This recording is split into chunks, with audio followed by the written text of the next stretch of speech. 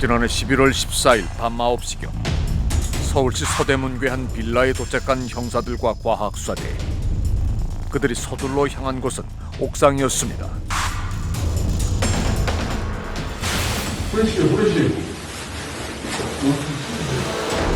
그리고 작은 캐노피에 올려져 있는 의문의 물체를 발견하게 됩니다. 저 위에 저거예요? 건물 꼭대기에 있어 그동안 사람들의 눈에 띄지 않았던 그것은 검은색 쇼핑백 안에 들어있었습니다. 그리고 여러 겹의 포장으로 단단히 밀봉된 상태였습니다. 김치통에 너무 이렇게 압축된 상태였거든요. 이거 펴보니까 이 정도 크기인데 비닐도 꽤 많이 나왔죠. 한 10개 이상 나온 것 같아요. 수건 위에다가 이렇게 감아져 있었던 상태였습니다. 김치통 안에 있던 것은 12겹의 비닐과 수건. 그것들을 걷고 또 걷어낸 끝에 모습을 드러낸 것은 다름 아닌 참혹한 상태의 어린아이. 그토록 찾아 헤맸던 하은이였습니다.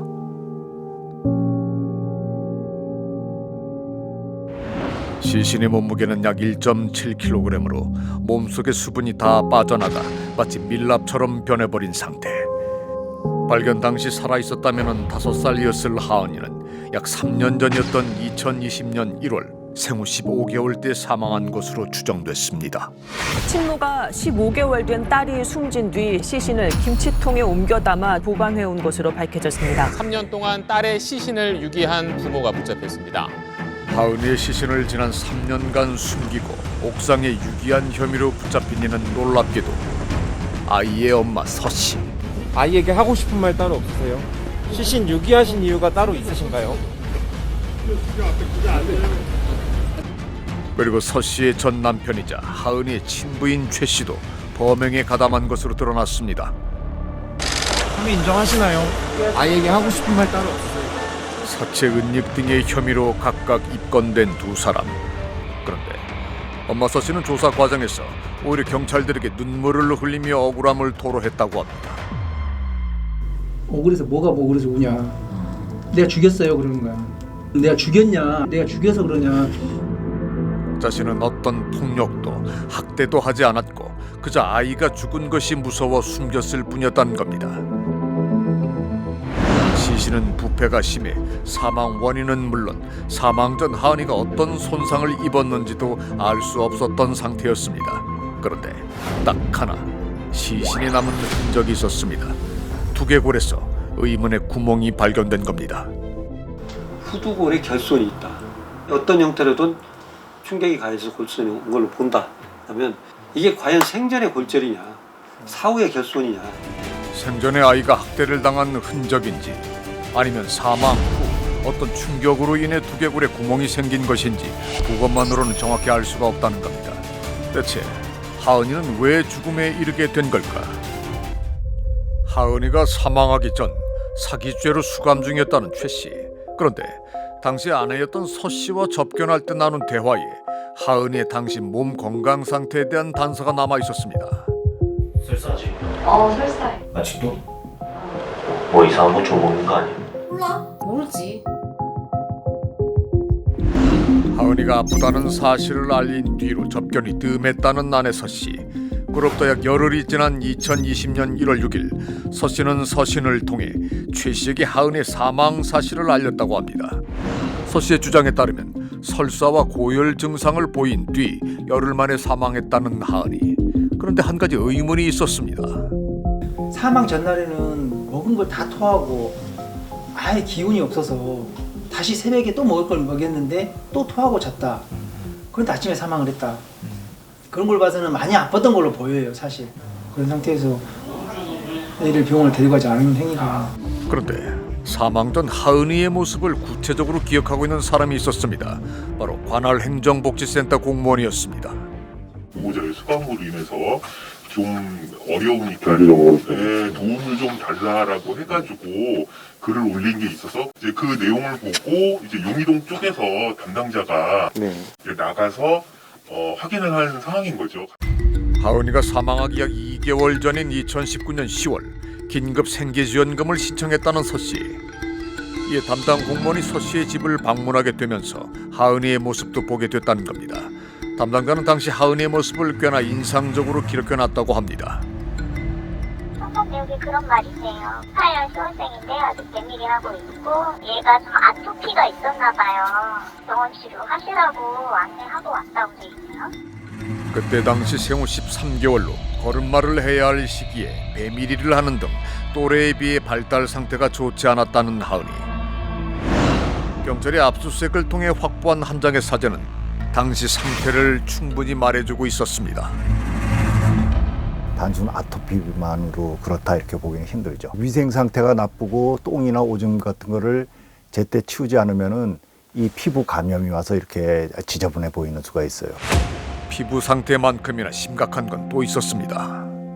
팔목 잡고 있는 줄 알았는데 가만 보니까 여기가 엉덩이에요. 둔부고 여기가 복부고 뭐 주름이 쭈글쭈글해요. 애가 복부에 주름이 쭈글쭈글할 수가 없어요. 피하에 가서 지방층이 두꺼워야 제가 통통하고 이제 이런데 피하 조직이 거의 없는 거 봐서는 영양 상태가 아주 나쁘겠다. 충격적인 사실은 여기서 끝이 아니었습니다. 적병 기록을 우리가 살펴봤는데 70번의 그 적병 기록 중에서 피해자하고 같이 적병한 기록은 하나도 없었어요. 경찰 조사 결과 엄마가 외출할 때마다 혼자 집안에 있었던 것으로 드러난 하은이. 생후 10개월 때부터 거의 매일같이 하루 5시간씩 5개월 동안이나 방치됐던 겁니다. 저희가 그 아동학대 치사, 아동학대 범죄로 인해서 사망에 이르렀다라는 거는 방임과 사망 사이에 인과관계가 존재를 해야 되는 거거든요. 우리가 생각하기에는 아주 기본적인 것도 지키지 않은 상태에서 아이가 방치돼서 사망했을 가능성이 높다. 짧은 생을 외롭고 아프게 살다 간 하은이. 창문 너머 감춰져 있던 진실은 뭘까? 우린 취재 도중 또 다른 사실을 알게 됐습니다.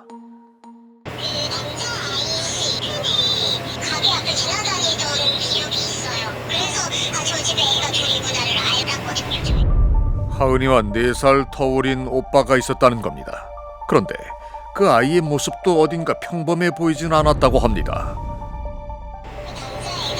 그때가 겨울이었는데 추울 때였는데 아래 옷도 제대로 입지도 않은 상태에서 내려와가지고 저희 가게 앞에 서서 있길래 너 왜 이러고 다녀? 집에 올라가고 이랬는데 엄마가 없다 뭐 이런 식의 얘기를 해서 우선 들어와라. 추우니까 빨리 들어오라고 저희가 했었으니까. 무슨 일인지 하은이가 사망한 뒤로 당시 5살이었던 오빠 지환이가 동네를 혼자 돌아다니는 모습이 이웃에게 종종 목격됐다는 겁니다. 치고는 말도 조금 어린이집 같은 걸 안 다녀서 그런 건지 애를 왜 어린이집에 안 보내고 이렇게 그냥 혼자 놔둘까. 계절에 맞지 않은 옷을 입은 데다 제대로 먹지도 못한 듯 보였다는 지환이. 주민들의 신고로 경찰이 보호하다가 엄마 서 씨가 뒤늦게 데려가는 일도 있었다고 합니다. 서 씨에게는 지환이를 돌보지 못했던 특별한 이유라도 있었던 걸까? 이웃은 그 이유를 알 것 같다고 말합니다. 그 여자분이 다른 남자, 저희가 남편이 누군지를 알잖아요. 그때 당시에 남편이. 그 이후에 그 여자분이 다른 남자랑 원룸 올라가는 걸 저희가 몇 번을 봤어요. 하은이가 사망한 2020년 1월 초 무렵 낯선 남자와 함께 있는 서 씨의 모습을 종종 목격했다는 겁니다. 취재 결과 서 씨는 데이트 앱을 통해 한 남자를 알게 됐고 하은이가 사망하기 이틀 전 저녁에는 그와 만남을 가졌던 것으로 확인이 됐습니다. 천만 원이 되는 거죠 그때. 신용카드 내역도 우리가 받아보니까 다 그때 만난 거거든요. 그럼 그때마다 이제 큰애를 두고 갔다는 얘기밖에 안 되잖아요. 하은이를 돌보지 않아 사망에 이르게 한 것도 모자라 하은이가 사망하기 이틀 전 아픈 아이를 혼자 두고 외박을 하고 이후로는 첫째 아들 지환이조차 돌보지 않았던 엄마 서씨. 아이들에 대한 고의적이고 상습적인 학대가 있었던 건 아닐까. 그런데 우린 서씨 가족에 대해 잘 알고 있는 사람으로부터 한 가지 놀라운 얘기를 듣게 됐습니다. 원래 둘째가 있었는데 그 둘째가 죽었다고 하더라고요. 그래서 그 애기 이름 못 잊겠다고 그 애기 이름 말하면서 뭐 우리 누구 이러면서 그런 식으로 이야기하고. 지난 2016년 생후 102일 만에 잠을 자다 갑작스럽게 사망했다는 둘째 지민이. 당시 서 씨 부부는 숨진 아이를 병원에 데려갔다고 합니다. 시신에 대한 부검도 진행이 됐지만 결국 단순 변사 사건으로 처리됐다는 경찰. 아이의 사망 신고도 정상적으로 이루어졌습니다. 그런데 당시 지민이의 마지막 모습을 지켜본 의사는 우리에게 뜻밖의 얘기를 들려줬습니다. 한 40분 정도 했는데 결국 이제 심장 박동이 들어가지 않아 사망 선고했고, 사망 원인을 알아야 하기 때문에 아이인 경우에는 보통 엑스레이를 찍어보거든요. 찍어봤는데 머리 사진에 골절 소견이 보이고, 두개골과 갈비뼈 그리고 팔뼈까지 고작 생후 100일이 지난 지민이의 시신에서 발견된 골절의 흔적들. 각 부위의 골절은 서로 다른 시기에 발생한 것으로 추측이 됩니다. 당시 부부는 경찰 조사를 받으며 지민의 골절에 대해 어떻게 설명했을까? 어떻게 해서 이렇게 됐냐고 그때 얘기 들었을 때 침대에서 이렇게 떨어져가지고 처음에 들었을 때 아마도 그 일 때문에 두개골이 골절된 것으로 보인다고 경찰에 진술하는 아빠 최 씨. 지민이가 침대에서 떨어진 일 말고는 사망 전까지 어떤 다른 일도 없었다고 합니다. 그렇다면 갈비뼈와 팔뼈가 부러진 이유는 어떻게 설명했을까?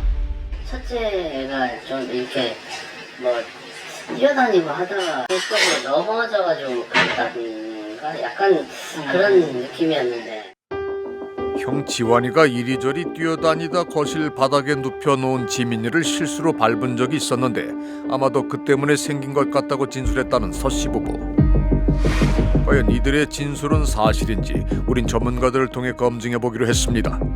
먼저 생후 15개월 아이에게 밟혀 생후 100일 된 아이의 갈비뼈나 팔뼈가 골절되는 일은 가능한 걸까? 그 아이들 갈비뼈는 탄성이 꽤 높아요. 그래서 탄성이 제일 없는 노인들은요, 갈비 골절이 굉장히 쉽게 옵니다. 근데 오히려 아이들은 갈비 골절이 잘 안 와요. 근데 이제 이렇게 골절이 왔다는 얘기는 이 부분에 꽤 강한 충격이 있었겠구나. 당시 15개월이었던 형 지환이의 몸무게는 약 12kg으로 확인이 됩니다. 하지만 그 정도 무게의 아이가 밟거나 누른다고 해서 생후 100일 된 나이에 뼈가 부러지는 일은 거의 불가능하다는 겁니다. 그렇다면 어느 정도의 힘이 가해져야 가능한 걸까? 축구공 차듯이 이 부분을 심하게 국소적으로 꽤 강한 충격이 가해진 거죠. 아이의 갈비뼈가 골절되는 또 한 가지 경우는 성인이 완벽히 쥐어짰을 때 이 옆이 앞뒤로 힘이 작용하잖아요. 측목골이 부러지는 거예요. 비틀림이나 또는 구부리는 형태. 그게 처음에 물렁물렁하지만 어느 정도 힘이 벗어나면 똑 부러지는 거죠. 팔뼈에서 보이는 골절은 비틀려 돌아간 나선형 골절의 형태. 이렇게 이런 식으로 나선형 이렇게 골절이 돼 있는 형태예요. 그렇다면 이 아이는 이건 왜 생기냐? 잡아 비틀었을 때 생깁니다. 갈비뼈와 팔뼈에서 보이는 골절 모두 15개월 아이가 밟아서 생긴 것으로는 볼 수 없다는 것이 전문가들 공통적인 의견입니다. 마지막으로 두개골이 골절된 이유를 알아봐야겠습니다. 사망 열흘 전 지민이가 침대에서 떨어지면서 생긴 골절이라는 것이 당시 부모의 주장. 다수의 아동학대 사건의 자문을 맡아온 박대균 교수는 이들의 진술에 두 가지 모순이 있다고 지적합니다. 먼저 첫 번째는 골절이 만들어졌다는 시점. 이 아이의 골절은 일주일 전의 골절이 아닙니다. 일주일 전에 생겼다라고 하면 그러면 머리뼈에 치유 흔적이 있어야 됩니다.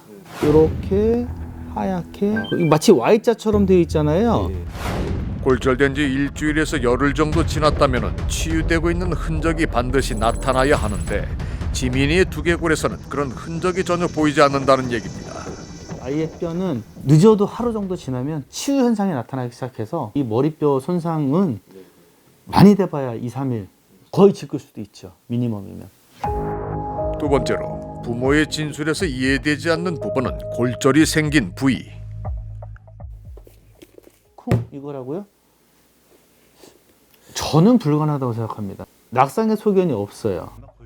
침대에서 떨어져 생긴 골절로 보기에는 충격을 받은 부위가 일반적이지 않다는 겁니다.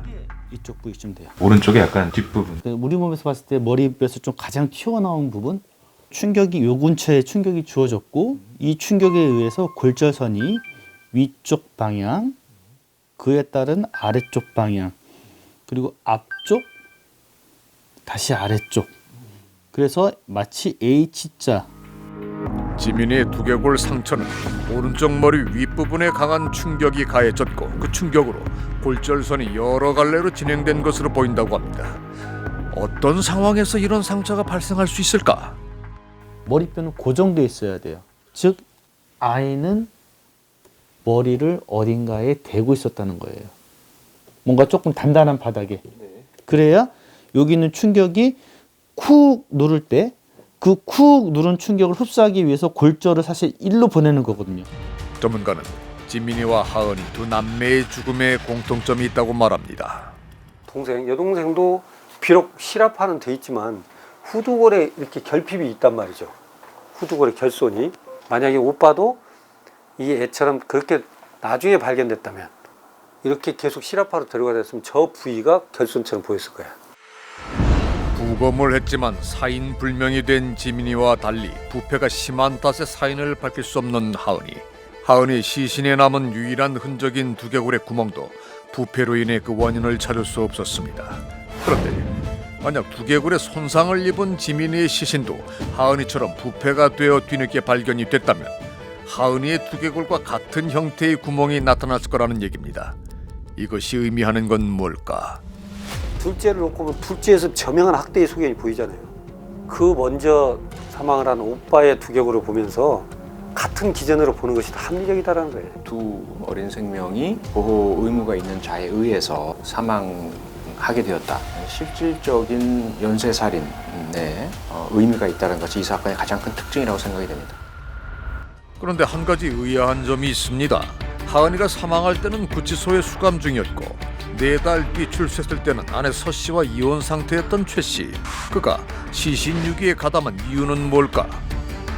너무 특이한 거예요. 왜 그런 사람이 최 씨의 면회를 그렇게 미친 듯이 갔을까? 5분, 10분밖에 못 보거든요, 보통. 그 짧은 시간 동안 그 사람을 봐야 할 이유가 있었을 거예요. 그래서 뭔가를 추가로 공모하거나 같이 연루되어 있는 어떤 사건에 대해서 얘기할 것을 걱정해서 자꾸 자기가 옆에 계속 머무른다라는 것을 시그널을 줘야 채용이 그걸 폭로할 가능성이 낮잖아요.